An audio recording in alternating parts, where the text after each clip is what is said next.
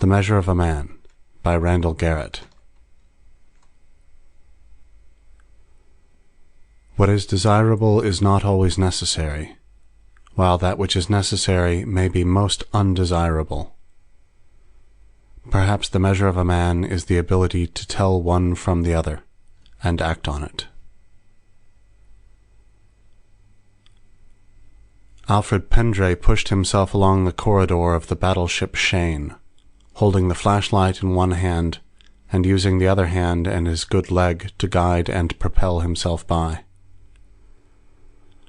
The beam of the torch reflected queerly from the pastel-green walls of the corridor, giving him the uneasy sensation that he was swimming underwater instead of moving through the blasted hulk of a battleship 1,000 light-years from home.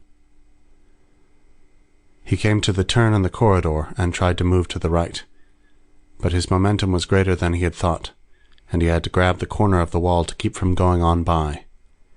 That swung him around, and his sprained ankle slammed agonizingly against the other side of the passageway. Pendray clenched his teeth and kept going. But as he moved down the side passage, he went more slowly, so that the friction of his palm against the wall could be used as a brake. He wasn't used to maneuvering without gravity. He'd been taught it in cadets, of course, but that was years ago, and parsecs away.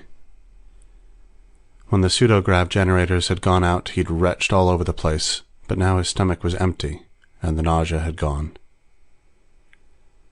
He had automatically oriented himself in the corridors so that the doors of the various compartments were to his left and right, with the ceiling above and the deck below. Otherwise, he might have lost his sense of direction completely in the complex maze of the interstellar battleship. Or, he corrected himself, what's left of a battleship. And what was left? Just Al Pendray, and less than half of the once mighty Shane. The door to the lifeboat hold loomed ahead in the beam of the flashlight, and Pendray braked himself to a stop. He just looked at the dogged port for a few seconds.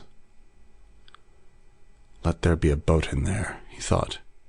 Just a boat, that's all I ask for. And air, he added as an afterthought. Then his hand went out to the dog handle, and turned. The door cracked easily. There was air on the other side. Pendray breathed a sigh of relief, braced his good foot against the wall, and pulled the door open. The little lifeboat was there, nestled tightly in her cradle. For the first time since the Shane had been hit, Pendray's face broke into a broad smile. The fear that had been within him faded a little, and the darkness of the crippled ship seemed to be lessened.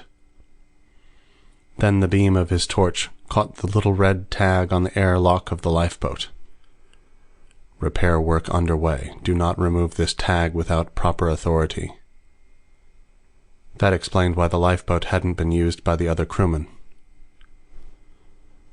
Pendray's mind was numb as he opened the airlock of the small craft. He didn't even attempt to think. All he wanted was to see exactly how the vessel had been disabled by the repair crew. He went inside. The lights were working in the lifeboat. That showed that its power was still functioning. He glanced over the instrument and control panels. No red tags on them, at least. Just to make sure, he opened them up one by one and looked inside. Nothing wrong, apparently. Maybe it had been just some minor repair, a broken lighting switch or something. But he didn't dare hope yet. He went through the door in the tiny cabin that led to the engine compartment, and he saw what the trouble was. The shielding had been removed from the atomic motors.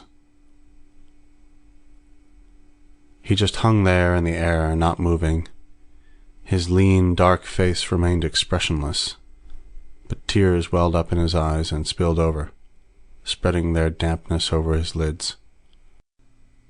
The motors would run all right. The ship could take him to Earth. but the radiation leakage from those motors would kill him long before he made it home. It would take 10 days to make it back to base, and 24 hours of exposure to the deadly radiation from those engines would be enough to ensure his death from radiation sickness. His eyes were blurring from the film of tears that covered them. Without gravity to move the liquid, it just pooled there, distorting his vision. He blinked the tears away, then wiped his face with his free hand. Now what?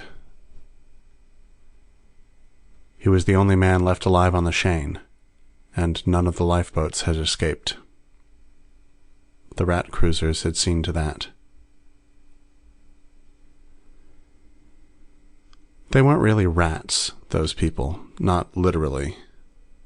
They looked humanoid enough to enable plastic surgeons to disguise a human being as one of them, although it meant sacrificing the little fingers and little toes to imitate the 4-digited rats. The rats were at a disadvantage there. They couldn't add any fingers. But the rats had other advantages. They bred and fought like, well, rats. Not that human beings couldn't equal them or even surpass them in ferocity, if necessary. But the rats had nearly 1,000 years of progress over Earth. Their industrial revolution had occurred while the Angles and Saxons and the Jutes were pushing the Britons into Wales. They had put their first artificial satellites into orbit, while King Alfred the Great was fighting off the Danes. They hadn't developed as rapidly as man had. It took them roughly twice as long to go from one step to the next, so that their actual superiority was only a matter of 500 years. And man was catching up rapidly. Unfortunately, man hadn't caught up yet. The first meeting of the two races had taken place in interstellar space and had seemed friendly enough. Two ships had come within detector distance of each other and had circled warily. It was almost a perfect example of the Leinster hypothesis. Neither knew where the other's home world was located, and neither could go back home for fear that the other would be able to follow. But the Leinster hypothesis couldn't be followed to the end. Leinster's solution had been to have the parties trade ships and go home. But that only works when the two civilizations are fairly close in technological development. The rats certainly weren't going to trade their ship for the inferior craft of the Earthmen. The rats, conscious of their superiority, had a simpler solution. They were certain, after a while, that Earth posed no threat to them, so they invited the Earth ship to follow them home. The Earthmen had been taken on a carefully conducted tour of the rats' home planet, and the captain of the Earth ship, who had gone down in history as Sucker Johnston, was convinced that the rats meant no harm, and agreed to lead a rat ship back to Earth. If the rats had struck then, there would never have been a rat-human war. It would have been over before it started. But the rats were too proud of their superiority. Earth was too far away to bother them for the moment. It wasn't in their line of conquest just yet. In another 50 years, the planet would be ready for picking off. Earth had no idea that the rats were so widespread. They had taken and colonized over 30 planets, completely destroying the indigenous intelligent races that had existed on 5 of them.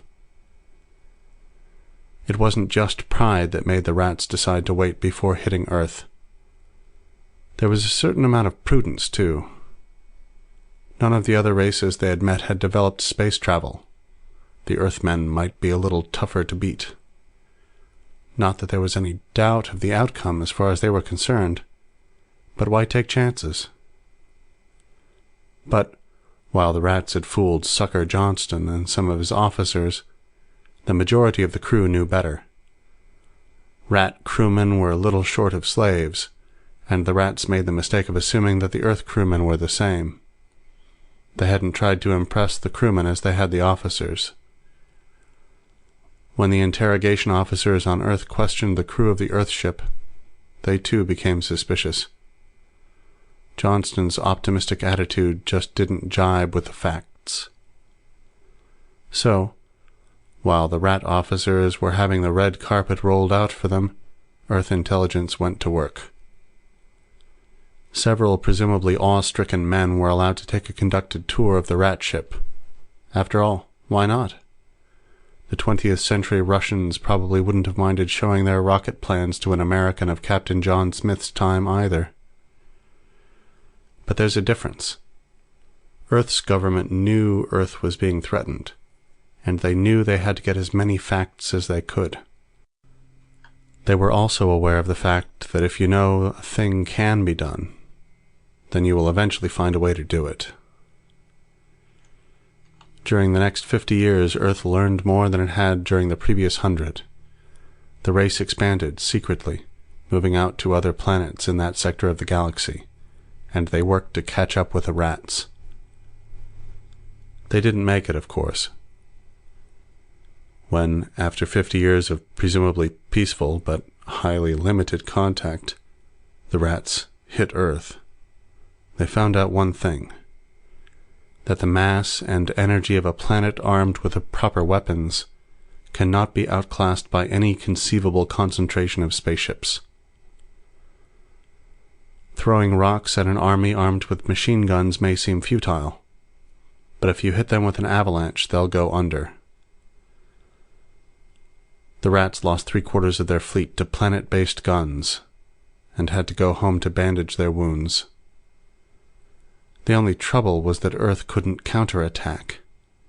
Their ships were still outclassed by those of the rats, and the rats, their racial pride badly stung, were determined to wipe out man, to erase the stain on their honor, wherever man could be found. Somehow, someway, they must destroy Earth. And now, Al Pendray thought bitterly, they would do it. The Shane had sneaked in past rat patrols to pick up a spy on one of the outlying rat planets, a man who'd spent 5 years playing the part of a rat slave, trying to get information on their activities there. And he had had one vital bit of knowledge. He'd found it and held on to it for over 3 years, until the time came for the rendezvous. The rendezvous had almost come too late. The rats had developed a device that could make a star temporarily unstable, and they were ready to use it on Sol. The Shane had managed to get off planet with a spy, but they'd been spotted in spite of the detector nullifiers that Earth had developed. They'd been jumped by rat cruisers, and blasted by the superior rat weapons. The lifeboats had been picked out of space, one by one, as the crew tried to get away. In a way, Alfred Pendray was lucky. He'd been in the sick bay with a sprained ankle when the rats hit, sitting in the X-ray room.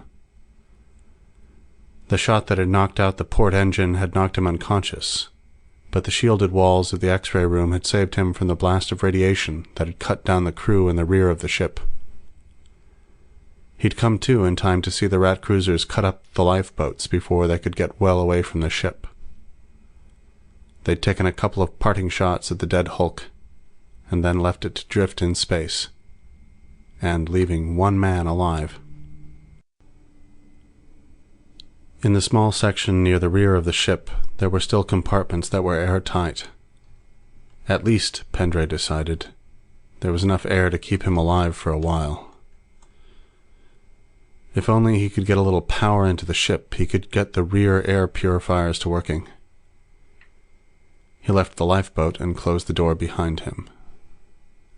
There was no point in worrying about a boat he couldn't use. He made his way back toward the engine room. Maybe there was something salvageable there. Swimming through the corridors was becoming easier with practice. His cadet training was coming back to him. Then he got a shock that almost made him faint. The beam of his light had fallen full on the face of a rat. It took him several seconds to realize that the rat was dead, and several more to realize that it wasn't a rat at all. It was the spy they had been sent to pick up. He had been in the sick bay for treatments of the ulcers on his back gained from 5 years of frequent lashings as a rat slave. Pendray went closer and looked him over. He was still wearing the clothing he had had on when the Shane picked him up. Poor guy, Pendray thought. All that hell for nothing.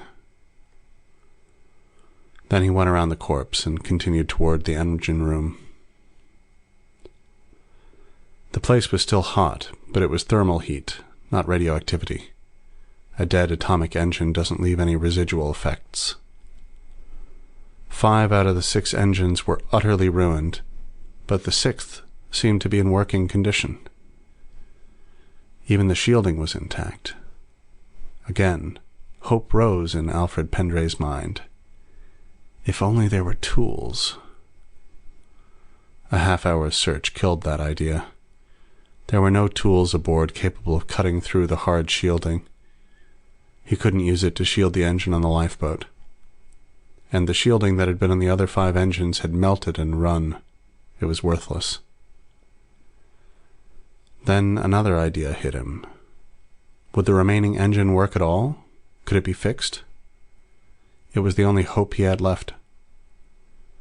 Apparently, the only thing wrong with it was the exciter circuit leads, which had been sheared off by a bit of flying metal. The engine had simply stopped, instead of exploding. That ought to be fixable. He could try. It was something to do, anyway. It took him the better part of 2 days, according to his watch. There were plenty of smaller tools around for the job, although many of them were scattered and some had been ruined by the explosions. Replacement parts were harder to find, but he managed to pirate some of them from the ruined engines. He ate and slept as he felt the need. There was plenty of food in the sickbay kitchen, and there was no need for a bed under gravity-less conditions. After the engine was repaired, he set about getting the rest of the ship ready to move, if it would move. The hull was still solid, so the infraspace field should function. The air purifiers had to be reconnected and repaired in a couple of places. The lights, ditto. The biggest job was checking all the broken leads to make sure there weren't any short circuits anywhere. The pseudo-gravity circuits were hopeless. He'd have to do without gravity. On the 3rd day, he decided he'd better clean the place up. There were several corpses floating around, and they were beginning to be noticeable. He had to tow them, one by one, to the rear starboard airlock and seal them between the inner and outer doors. He couldn't dump them, since the outer door was partially melted and welded shut. He took the personal effects from the men. If he ever got back to Earth, their next of kin might want the stuff. On the body of the imitation rat, he found a belt pouch full of microfilm. The report on the rat's new weapon? Possibly. He'd have to look it over later. On the morning of the 4th day, he started the single remaining engine. The infraspace field came on, and the ship began moving at multiples of the speed of light. Pendray grinned. Half gone, will travel, he thought gleefully. If Pendray had had any liquor aboard, he would have gotten mildly drunk. Instead, he sat down and read the spools of microfilm, using the projector in the sickbay. He was not a scientist in the strict sense of the word. He was a navigator and a fairly good engineer, so it didn't surprise him that he couldn't understand a lot of the report. The mechanics of making a semi-nova out of a normal star were more than a little bit over his head. He'd read a little, then go out and take a look at the stars, checking their movement so that he could make an estimate of his speed. He'd jury-rigged a kind of control on the hull field, so he could aim the hulk easily enough. He'd only have to get within signaling range anyway. An Earth ship would pick him up. If there was any Earth left by the time he got there. He forced his mind away from thinking about that. It was not until he reached the last spool of microfilm that his situation was forcibly brought to focus in his mind. Thus far, he had thought only about saving himself. But the note at the end of the spool made him realize that there were others to save. The note said, "These reports must reach Earth before 22nd June 2287. After that, it will be too late." June 22nd. That was, let's see. This is the 18th of September, he thought. June of next year is 9 months away. Surely I can make it in that time. I've got to. The only question was, how fast was the hulk of the Shane moving? It took him 3 days to get the answer accurately. He knew the strength of the field around the ship, and he knew the approximate thrust of the single engine by that time. He had also measured the motions of some of the nearer stars. Thank heaven he was a navigator, and not a mechanic or something.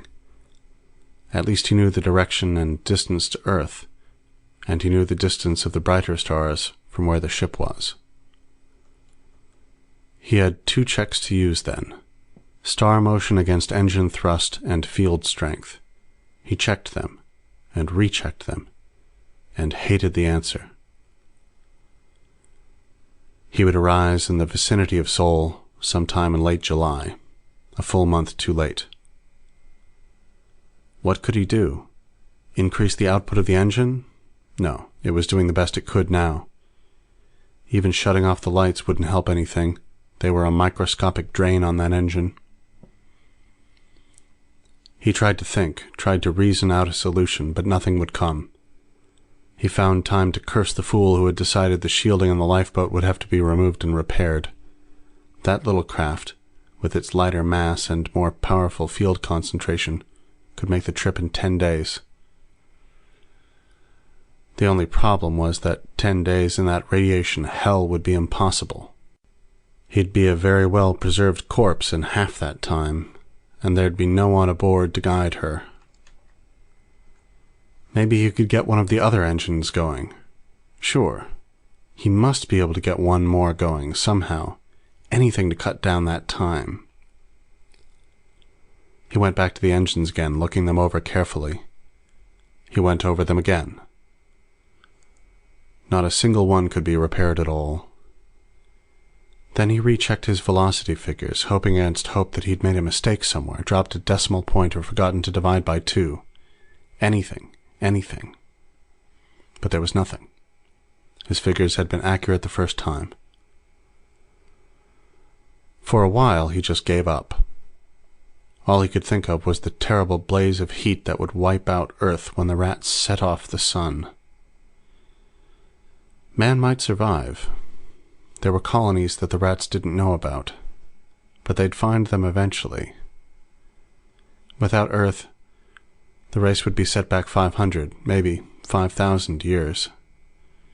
The rats would have plenty of time to hunt them out and destroy them. And then he forced his mind away from that train of thought.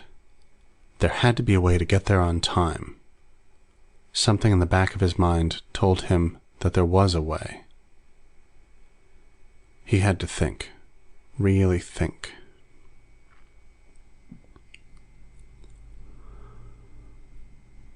On June 7th, 2287, a signal officer on the Earth destroyer Muldoon picked up a faint signal coming from the general direction of the constellation of Sagittarius. It was the standard emergency signal for distress. The broadcaster only had a very short range, so the source couldn't be too far away. He made his report to the ship's captain. "We're within easy range of her, sir," he finished. "Shall we pick her up?" "Might be a rat trick," said the captain. "But we'll have to take the chance. Beam a call to Earth and let's go out there dead slow. If the detectors show anything funny, we turn tail and run. We're in no position to fight a rat ship." "You think this might be a rat trap, sir?" The captain grinned. "If you are referring to the Muldoon as a rat trap, Mr. Blake, you're both disrespectful and correct. That's why we're going to run if we see anything funny." This ship is already obsolete by our standards. You can imagine what it is by theirs. He paused. Get that call into Earth. Tell him this ship is using a distress signal that was obsolete 6 months ago. And tell him we're going out. Yes, sir, said the signal officer. It wasn't a trap. As the Muldoon approached the source of the signal, their detectors picked up the ship itself. It was a standard lifeboat from a battleship of the Shannon class. You don't suppose that's from the Shane, do you? The captain said softly as he looked at the plate. She's the only ship of that class that's missing. But if that's a Shane lifeboat, what took her so long to get here? She's cut her engines, sir, said the observer. She evidently knows we're coming. All right. Pull her in as soon as we're close enough. Put her in number 2 lifeboat rack. It's empty. When the door of the lifeboat opened, the captain of the Muldoon was waiting outside the lifeboat rack. He didn't know exactly what he had expected to see, but it somehow seemed fitting that a lean, bearded man in a badly worn uniform and a haggard look about him should step out. The Spectre saluted. Lieutenant Alfred Pendry, of the Shane, he said, in a voice that had almost no strength. He held up a pouch. Microfilm, he said. Must get to Earth immediately. No delay. Hurry. Catch him, the captain shouted. He's falling, but one of the men nearby had already caught him. In the sick bay, Pendry came to again. The captain's questioning gradually got the story out of Pendry. So I didn't know what to do then, he said, his voice a breath whisper. I knew I had to get that stuff home, somehow. Go on, said the captain, frowning. Simple matter, said Pendry. Nothing to it. 2 equations. Little ship goes 30 times as fast as the big ship. Big Hulk. Had to get here before 22nd June. Had to. Only way out, you understand? Anyway, 2 equations. Simple. Work 'em in your head. Big ship takes 10 months. Little one takes 10 days. But can't stay in a little ship 10 days. No shielding. Be dead before you got here, see? I see, said the captain patiently. But, and here's an important point, if you stay on the big ship for 8.5 months, then you only got to be in the little ship for a day and a half to get here. Man can live that long, even under that radiation. See? And with that he closed his eyes. Do you mean you exposed yourself to the full leakage radiation from a lifeboat engine for 36 hours? But there was no answer. Let him sleep, said the ship's doctor. If he wakes up again, I'll let you know. But he might not be very lucid from here on in. Is there anything you can do? The captain asked. No, not after a radiation dosage like that. He looked down at Pendry. His problem was easy mathematically, but not psychologically. That took real guts to solve. Yeah, said the captain gently. All he had to do was get here alive. The problem said nothing about his staying that way.